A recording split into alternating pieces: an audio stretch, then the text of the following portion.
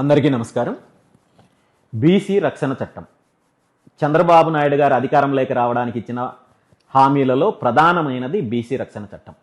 చంద్రబాబు నాయుడు గారితో పాటు వారి పుత్రరత్నం చిట్టినాయుడు గారు తను పాదయాత్ర చేస్తూ అనేక సందర్భాల్లో అనేక సమావేశాల్లో మేము అధికారంలోకి వస్తే బీసీలకు రక్షణ చట్టం కల్పిస్తామని చెప్పి స్పష్టంగా తెలియజేయడం జరిగింది.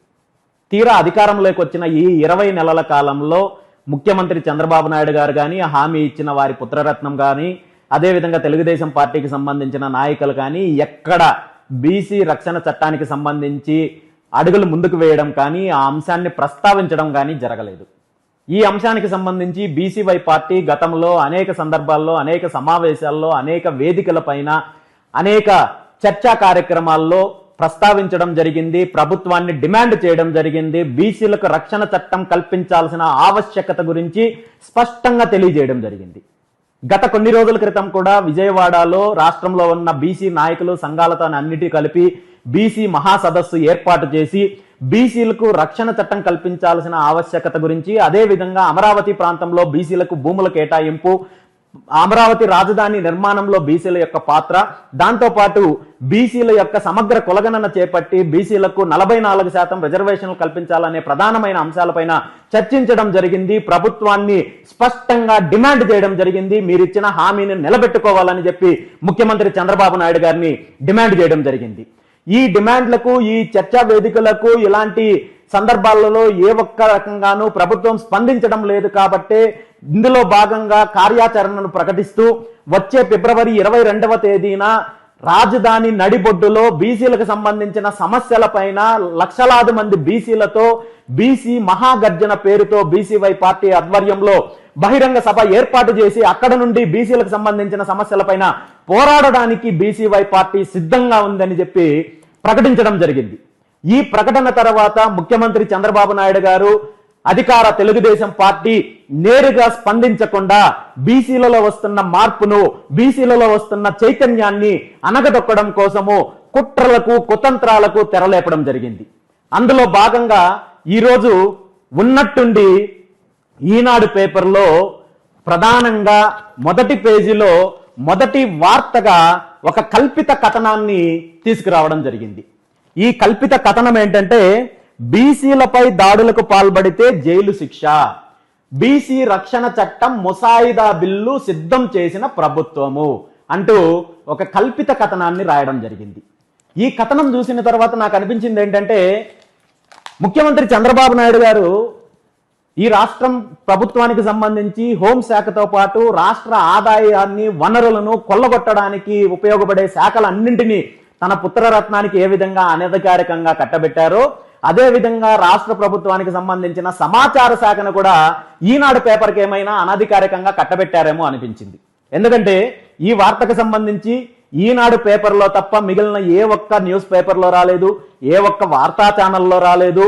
ముఖ్యంగా ఇప్పటి వరకు గత 20 నెలల కాలంలో ఎక్కడా ప్రభుత్వము అధికారికంగా ఈ అంశానికి సంబంధించి ప్రకటన చేయలేదు. ముఖ్యమంత్రి చంద్రబాబు నాయుడు గారు ప్రకటన చేయలేదు, హామీ ఇచ్చిన నారా లోకేష్ గారు ప్రకటన చేయలేదు, అదే విధంగా బీసీ సంక్షేమ శాఖ మంత్రి గారు ప్రకటన చేయలేదు, అధికారులు ప్రకటన చేయలేదు.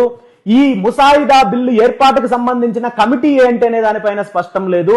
ఈ ముసాయిదా బిల్లులో పొందుపర్చాల్సిన అంశాలకు సంబంధించి రాష్ట్రంలో ఉన్న బీసీ నాయకులతో గాని, సంఘాలతో గాని ఇప్పటి వరకు ప్రభుత్వం ఎక్కడ సమావేశం ఏర్పాటు చేసి సూచనలు, సలహాలు తీసుకున్న దాఖలాలు లేవు.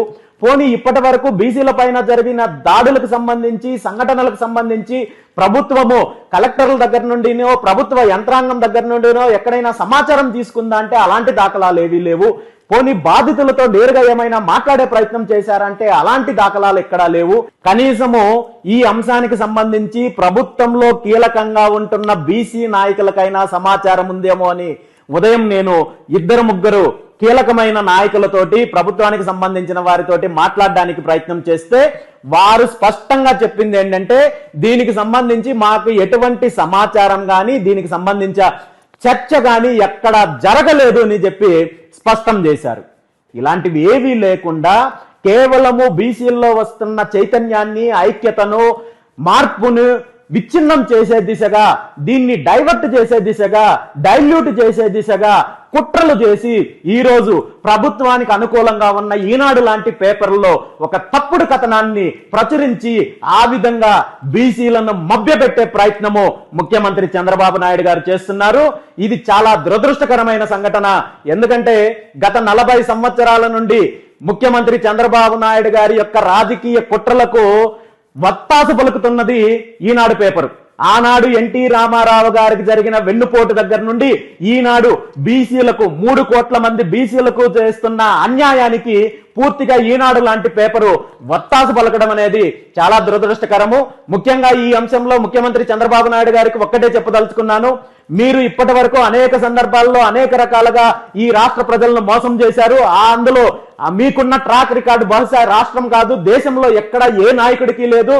1983లో తెలుగుదేశం పార్టీ అధికారంలోకి వచ్చిన తర్వాత అప్పటి ముఖ్యమంత్రి ఎన్టీ రామారావు గారు ఏర్పాటు చేసిన మురళీధరన్ కమిషన్ ఇచ్చిన నివేదిక ఆధారంగా ఏదైతే బీసీలకు విద్యా ఉద్యోగాలతో పాటు స్థానిక సంస్థల ఎన్నికల్లో 44% రిజర్వేషన్లు కల్పించాలని చెప్పి ఆనాడు నివేదిక ఇస్తే అది కేవలం కంటి తడుపు చర్యగా ఆనాటి ముఖ్యమంత్రి రిజర్వేషన్లు కల్పిస్తున్నామని చెప్పి ఒక జీవో తీసుకొని వచ్చి అందులో న్యాయపరమైన అంశాలను చూపించి చట్టంలో ఉన్న లొసుగులను చూపించి అది వీగిపోయే విధంగా చేసి ఆ రోజు నుండి ఈ రోజు వరకు మళ్ళీ ఆ అంశాన్ని ప్రస్తావించకుండా 22 సంవత్సరాలు ముఖ్యమంత్రిగా అధికారంలో ఉన్న చంద్రబాబు నాయుడు గారు ఈ రోజు మళ్ళీ బీసీలకు ఇచ్చిన రక్షణ చట్టం అమలు విషయంలో కూడా ఇలాంటి కుట్రలకే పాల్పడడం అనేది చాలా దురదృష్టకరమైన సంఘటన. మీలాంటి కుట్రలను ఛేదించడానికి, ఇలాంటి కుట్రలను నమ్మడానికి ప్రజలు సిద్ధంగా లేరు, బీసీలు సిద్ధంగా లేరు.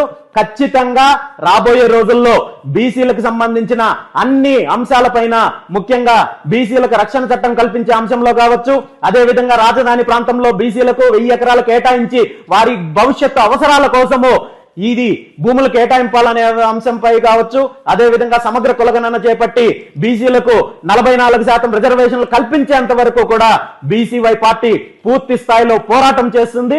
మరీ ముఖ్యంగా వచ్చే ఫిబ్రవరి 22వ తేదీన జరిగే బీసీ మహాగర్జన సమావేశంలో ఇప్పటి వరకు ఆంధ్రప్రదేశ్ రాష్ట్రం ఏర్పడినప్పటి నుండి ఈ రోజు వరకు ఏర్పడిన ప్రభుత్వాలు, పార్టీలు ఏ విధంగా బీసీలను వంచాయి, ఏ విధంగా బీసీలు మోసపోయారు, ఏ విధంగా బీసీలకు జరిగిన అన్యాయం ఉందో వీటన్నింటినీ కూడా ప్రజల్లో చైతన్యం తీసుకొని వచ్చి, బీసీల్లో చైతన్యం తీసుకొని వచ్చి రాబోయే రోజుల్లో బీసీలన్నింటినీ కూడా, బీసీలందరినీ కూడా ఏకతాటిపైకి తీసుకొని వచ్చి మీ కుట్రలను భగ్నం చేసి రాష్ట్రంలో ఒక మార్పు దిశగా బీసీవై పార్టీ పోరాటం చేస్తుంది.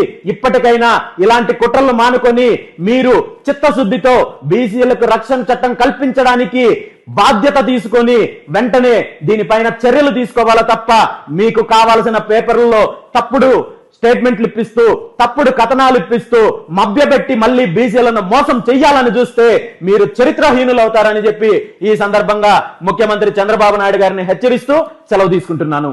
Thank you.